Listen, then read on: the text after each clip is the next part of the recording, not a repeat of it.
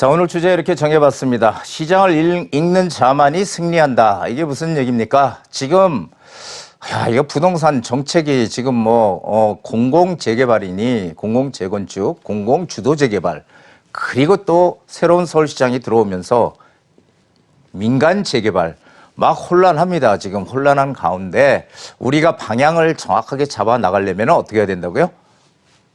카페에 이 강의를 꾸준히 들으시면 아마 커다란 도움이 되시리라고 생각이 됩니다. 자, 시장을 읽어야지 승리한다는 거죠. 자, 어떻게 읽어볼까요? 정부의 정책 변화 가능성이 있을까요? 최근에 지금 청문회를 열심히 지금들 하고 있습니다. 이 장관 후보자들. 거기에 지금 새로운 장관, 이 국토부 장관 후보의 그 정책이 지금 나왔는데요. 지금 보면은 약간 전 장관과 새 장관, 새 후보자, 장관 후보자하고 지금 정책의 차이가 조금 다르다는, 이 입장이 틀리다는 거죠. 토지 공개념에 대해서 지금 전 이 장관은 찬성. 근데 지금 현재 이제 청문회를 하고 있는 장관님은 어떻게 해요? 조세 형평과 분배 정의 실현에 기여하지만 조세 저항이 우려된다. 약간은 좀 결이 다른 목소리를 내고 있고요. 다주택자에 대한 시각도 또 틀립니다.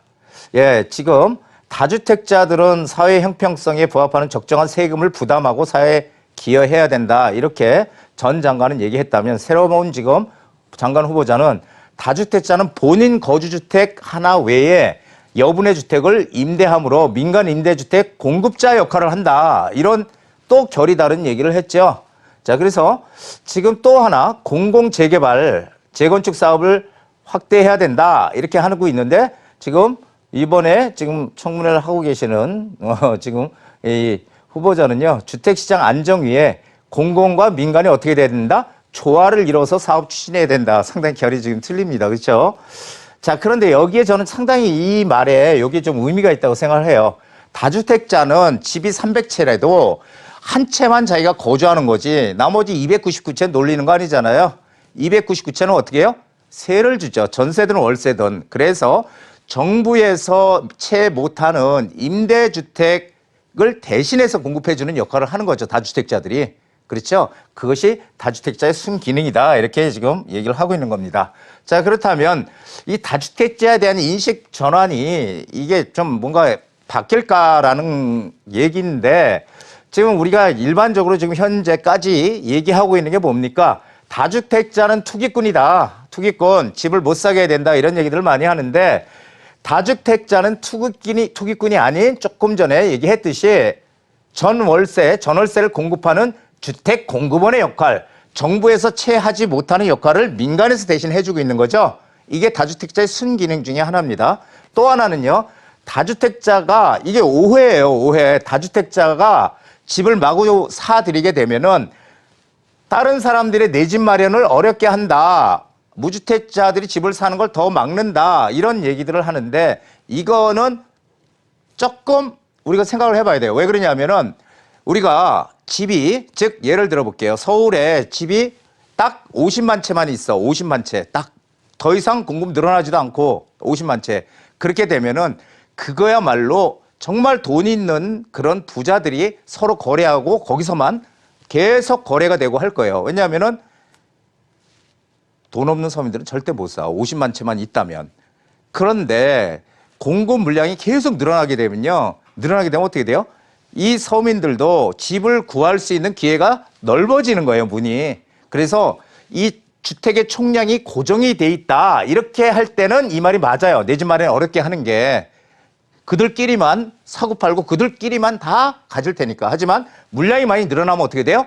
그때는 폭이 넓어서 집 없는 사람도 집을 살 수 있는 기회의 문이 넓어진다는 겁니다. 이게 오해라는 거죠. 자, 부동산에서 얻는 이익은 무조건 뭐라고요? 불로소득이다. 이렇게 얘기들 많이 하잖아요. 부동산 투기, 불로소득. 이렇게 얘기를 하지만 그렇다면은 주식이나 채권에서 얻는 이익, 하다못해 우리가 예금을 했을 때 정기예금에서 얻는 이익은 뭐예요? 이자. 이건 불로소득 아닙니까? 가만히 있어서 버는 거잖아요. 일 열심히 하는 거 아니고. 그렇게 보면 똑같은 얘기예요. 사실은. 그래서 이런 인식의 전환이 조금 필요하지 않을까 하는 게 제가 좀 안타까운 마음에서 말씀을 드린 겁니다. 자, 시장의 화두를 읽어야 됩니다. 지금 중요합니다. 서울 부동산 시장의 공급 부족을 인정했죠. 지금 정부에서는 작년 말부터 여태까지는 어떻게 했어요? 서울의 집은 부족하지 않다. 공급 늘릴 필요 없다. 충분하다. 이렇게 얘기했다가 이제 바꿔서 공급 부족을 인정했습니다. 자, 무슨 얘기예요? 이제 정부에서 공급 시그널을 계속 우리 국민들한테 주고 있다는 얘기입니다. 자, 그러면은 우리가 특히 이 서울 같은 지역, 대표적으로 집값이 많이 오르는 가장 이 정책의, 규제 정책의 대표적인 지역이 서울이잖아요. 이 서울을 봤을 때 서울의 유일한 공급 방법이 뭡니까? 서울에 빈 땅 없잖아요. 빈 땅 없으니까 낡은 거 부숴서 새 집 짓는 방법밖에 없어. 그거를 우리가 정비사업이라고 얘기를 하고 그것을 보통 재개발, 재건축이라고 얘기를 합니다. 자, 재개발, 재건축은요.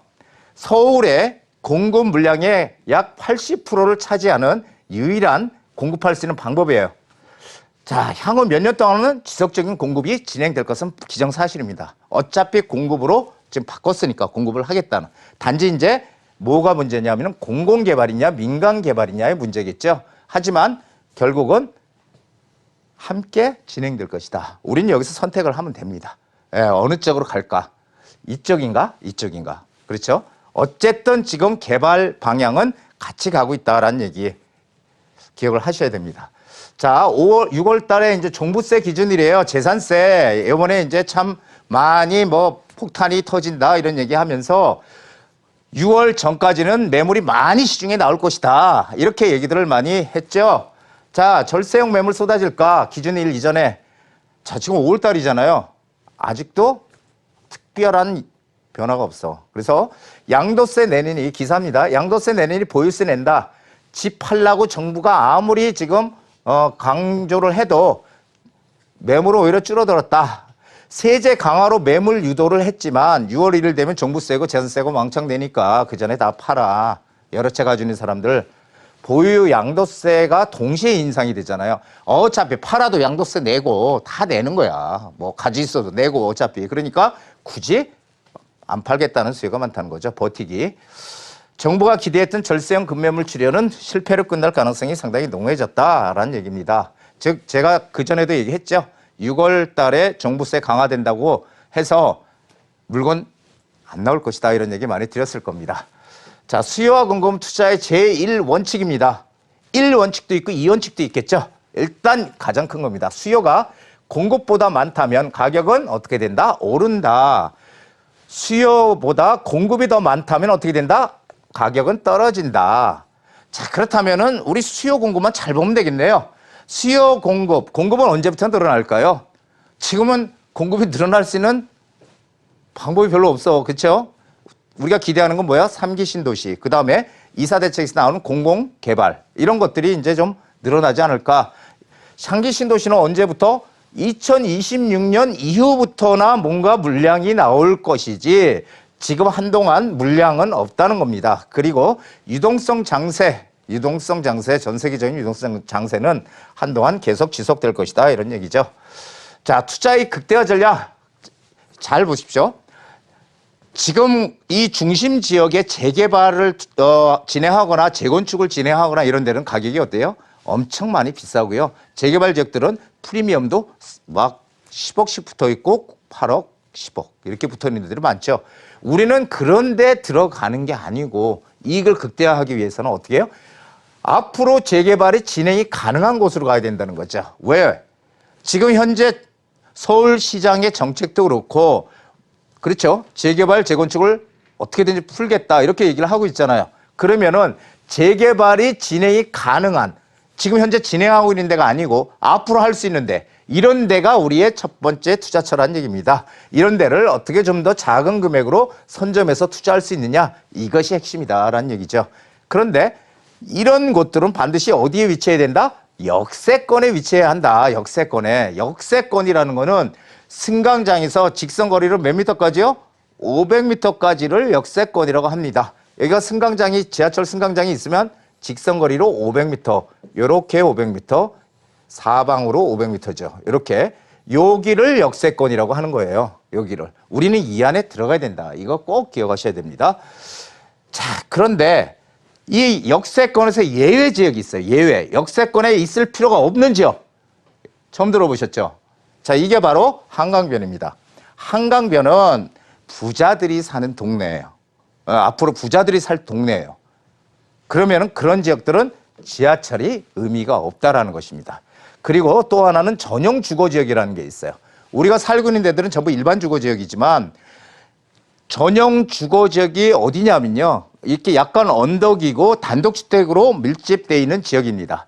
경사도가 있고 대표적으로 뭐 평창동, 구기동, 한남동, 그다음에 성북동 이런 데들이 전용 주거지역이에요. 이런 주거지역은 지하철이 없어야 됩니다. 오히려 있으면 안 돼. 예, 그래서 이런 한강변이나 전용 주거지역은 역세권에서 아니더라도 전혀 상관이 없다. 오히려 역세권이면 안 좋다. 자, 그리고 절대 어디로 가지 말라고요? 외곽으로 가면 안 돼. 제가 누누이 강의할 때 말씀드렸지만 앞으로는 점점 집중화 이런 현상들이 점점 심화된다. 도심 집중화 현상이 심화된다. 그렇기 때문에 우리는 어디로 가야 된다? 중심 지역에 붙어 있어야 되는 거지 외곽으로 밀려가면 안 된다. 이것을 꼭 기억을 하셔야 됩니다. 자, 우연이 아닌 선택이 운명을 결정한다. 한 번의 선택이 운명을 결정한다. 자, 그래서 부동산 투자도 이렇게 하다 보니까 돈을 버는 것은 아닙니다. 항상 돈을 벌어서 재테크에 성공한 사람들은 반드시 이유가 있는 것이지요. 이유가 우리가 뭐 졸부라고 해서 많이 뭐 졸지에 돈을 벌었어. 그냥 막 부자가 됐어. 그러니까 저 사람은 그냥 어떻게 운이 좋아서 벌었겠지. 이거 아니다라는 겁니다. 그런 분들도 다 나름대로의 원칙이 있고 소신을 가지고 있는 거예요. 뭔가 배울 게 있다는 얘기죠. 그래서 항상 뭐든지 우리는 선택을 해야 되는 거지 그냥 우연히 되는 건 없어요. 부동산 재테크도 역시 마찬가지입니다. 내가 노력을 해서 결정을 내리는 그 순간이 내가 기회를 얻을 수 있는 순간이지 이럴까 저럴까 망설이다 보면 기회는 휙 하고 지나갑니다. 자, 오늘 여기까지 하겠습니다.